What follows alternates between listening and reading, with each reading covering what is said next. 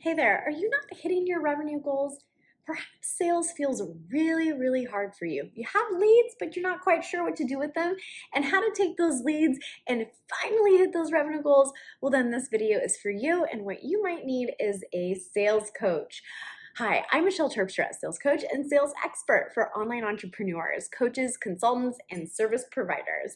I've helped over 500 entrepreneurs create and sell their offers online, and this channel is dedicating to help you do the same.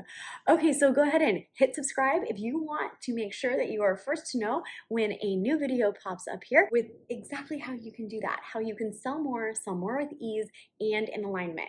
No pushy tactics over here, no sleazy, slimy, aggressive tactics. We're just here to have fun selling and to serve and to fulfill our purposes. Okay, so how do you know if you need a sales coach? This is a really important thing to know because there is a massive difference between marketing business coaches and sales coaches. And today we're going to focus on sales coaches. All right, so first of all, let's define the difference truly between marketing and sales.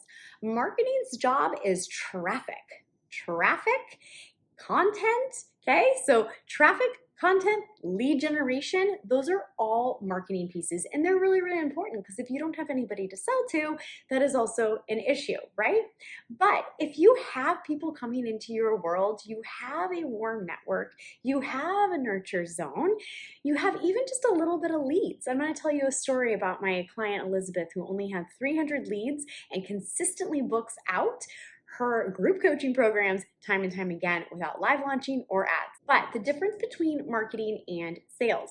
So marketing is how you generate leads and sales is how you convert the leads, okay?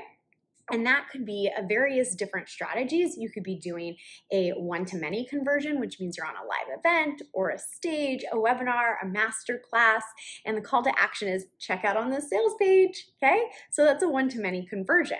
Okay.